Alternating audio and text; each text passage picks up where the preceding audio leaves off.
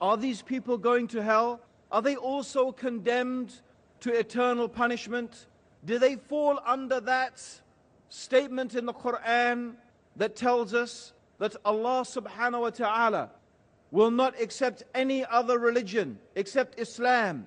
That verily, inna deena inda Allahi al-Islam, that verily the deen, the way of life, the way of living with Allah is Islam. And whoever chooses a faith, whoever chooses a way of living other than the way of living of submission to Allah of Islam, it will never be accepted from them. It will never be accepted from them. And in the next life, they will be from the losers. So how these people who have done so much good in their lives are going to be burnt in hell? Hell, my brothers and sisters, let us talk about hell. Hell is a fire. Hell is a place that Allah subhanahu wa ta'ala has already created.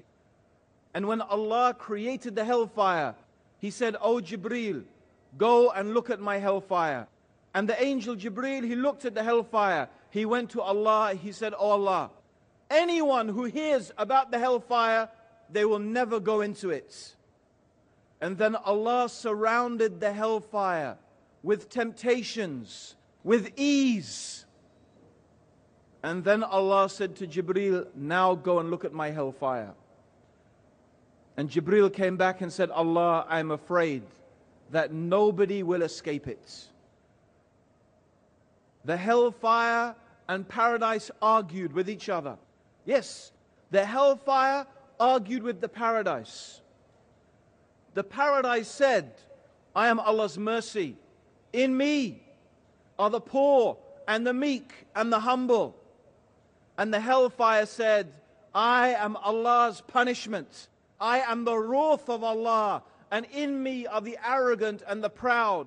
And they were competing and arguing with each other about who was superior, who was better. And Allah said to the hellfire and the paradise, "Yes, you are my mercy, and you will be filled. And the hellfire, you my wrath, and you will be filled." Allah subhanahu wa ta'ala, He is going to fill the paradise, and He is going to fill the hellfire. This is the fact. And the hellfire is a place of the most extreme suffering, the most extreme pain, of every level that you can imagine: physical, mental, spiritual pain and suffering and torment. It is a place where Allah subhanahu wa ta'ala, He will burn the skins of the people, and then He will recreate their skins and burn the skins again, so that the people in there will taste the punishment. It is a place of heat, a place of pain, a place of suffering. The people will cry in agony for water. They will cry for a drink, something to cool them, and they will be given a water. They will be given a drink, but it is a boiling water that will scald their faces and burn their insides. And they will drink from a river that is made from the pus that flows out of the wounds of the people of the hellfire. The wounds of the people of the hellfire will ooze pus, and this pus will gather together to form a river, and this is all they will have to drink. And their food will be the tree of Zakum, a tree the fruits of which are like the heads of devils. And this tree is so bitter that if the people, when they try to eat it, they can't eat it, but they will force themselves, because there is nothing else to eat in the hellfire. A place where the people will neither live nor will they die. A place where the people will fall into despair, arguing with each other, admonishing each other, criticizing each other. The fire will surround them on every place. The smallest punishment of the hellfire, the smallest punishment of the hellfire is that a person will wear a pair of sandals of fire and their brain will boil. That's the smallest punishment. And they will think that they have the worst punishment. but it is the least punishment.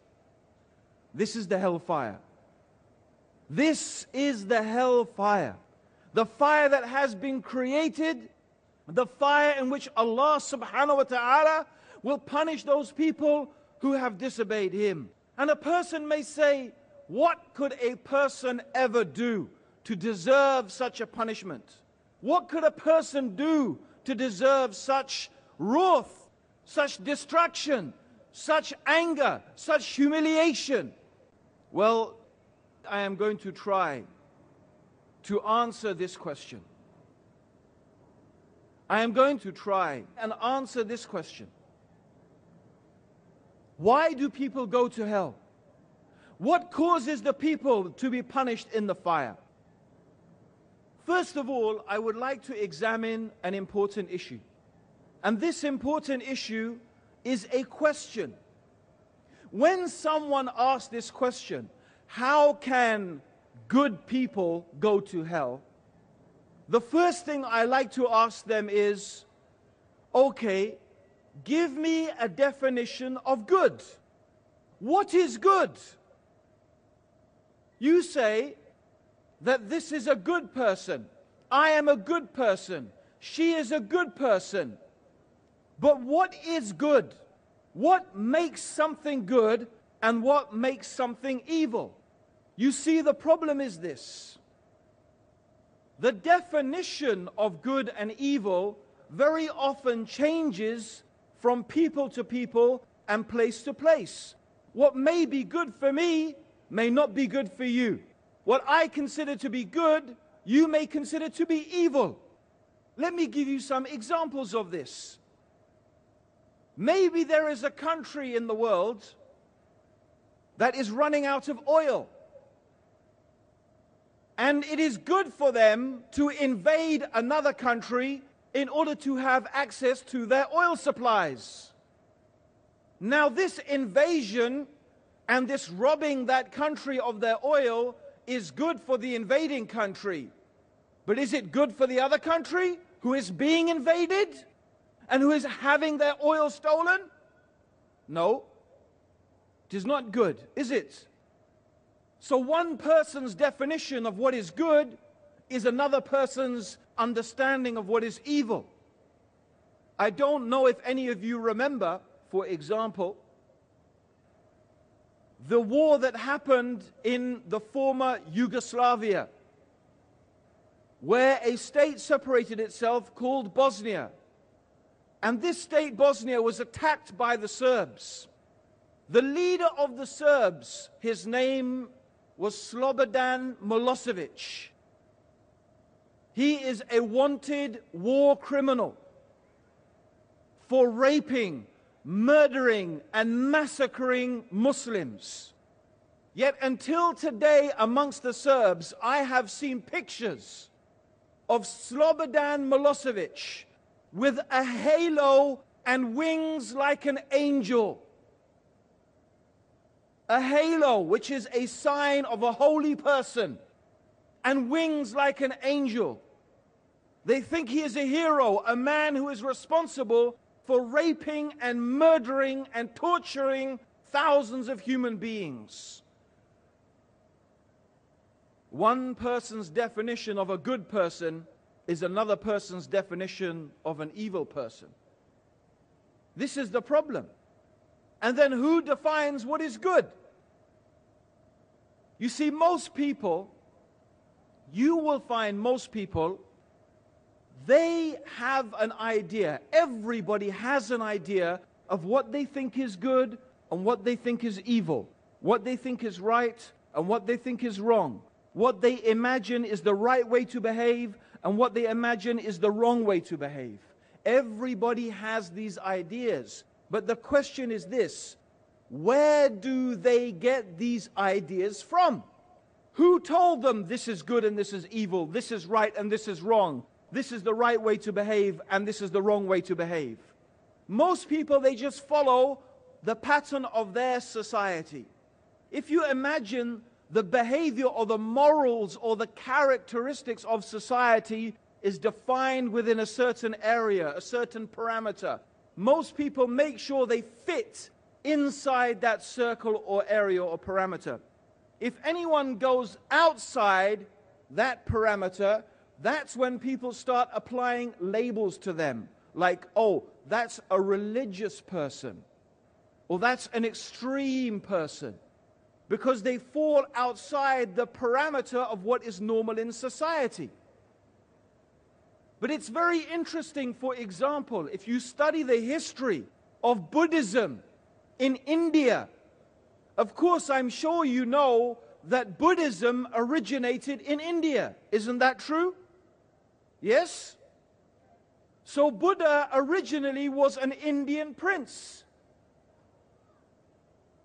But his teaching contradicted Vedism, or the Vedic teachings, the caste system. Buddha was against the caste system. He did not believe that salvation in this life depended upon belonging to a caste and following the caste system and worshipping various gods. He had a different idea in which he believed everybody was equal. This opposed the prevailing religion here in India. The Brahmins, for example, they believed that goodness meant following the rituals. They had set rituals, the worships of the gods, and strict adherence to the caste system. So you proved your goodness by being a good member of your caste. Their whole idea of what is goodness and virtue was contradicted by the teachings of Buddha, as he had a different idea of what constituted goodness and virtue. So who is good? Which one is good? Which one is the right one and which one is the wrong one? The reason why Buddhism, you will not find it in India today, is because the kings supported the Vedic religion and slaughtered the Buddhists. They literally slaughtered them, invaded their monasteries and slaughtered them en masse until there were none left, or they fled. This is how they dealt with it. Is this good? Maybe it is good in the eyes of the people following that religion. I don't think it's good in the eyes of the Buddhist, or probably it's not good in the eyes of most of us. So what makes a good person? What makes a person good? One of the important things, of course, is your intention. What is your intention? By what and for what do you intend to do something? In Islam, of course, something is good only when it is intended for Allah subhanahu wa ta'ala alone. In order for an action to be acceptable to Allah, the first condition is it has to be done sincerely and purely for the pleasure of Allah, hoping for Allah's reward, His paradise, and fearing Allah's punishment. Now, some people, mostly what we call secular humanists, they say, oh, that is not a good reason to do good deeds, because you're afraid of the hellfire, because you want paradise. Surely the reason you should do good deeds is through altruism. You should just do it because it's good. And they propagate this idea of the benefit of altruistic behavior. I myself do not believe there is such a thing as altruism, doing something without any benefit. Because even these people who do good deeds, don't you think that when they do a good deed, they get some feeling of satisfaction? You know, I did a good deed, I feel a bit good about myself. Certainly they do. That means they are satisfying themselves. They want to feel inside themselves satisfied. That means they, in fact, make themselves the center of the universe. They themselves make themselves the center of the universe. This is actually psychologically more likely to breed arrogance and pride. Is that a good characteristic, to be arrogant? Is that a good characteristic to be proud? I don't think so.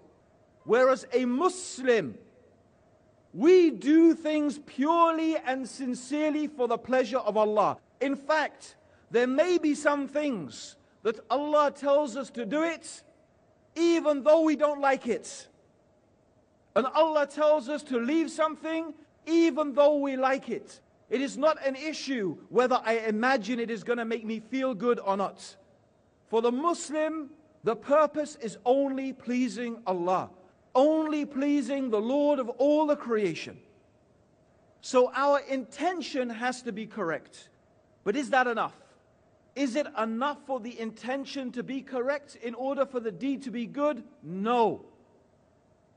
The deed also has to be correct, meaning the deed has to be done according to the Sharia, according to the law that Allah subhanahu wa ta'ala has given to us in the Quran and in the example of Prophet Muhammad sallallahu alayhi wasallam. So we need these two things, pure intention and the action must be correct. It is only when these two things come together, the deed is considered to be a good deed. If my intention is pure, but my action is not correct, it's not done according to Islam, it's not done according to the Sunnah, Allah will not accept it.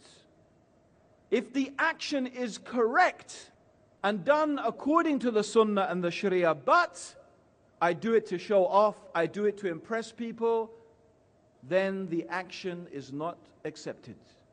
It has to be both sincere and correct. And there is one other thing, very important. The deed has to be done with Iman, true faith. True faith is the basis of everything in Islam. If our belief concerning Allah is not correct, if our faith is not correct, if we are worshipping something or someone along with Allah, then our deeds will be useless, our deeds will be futile, our deeds will be vain.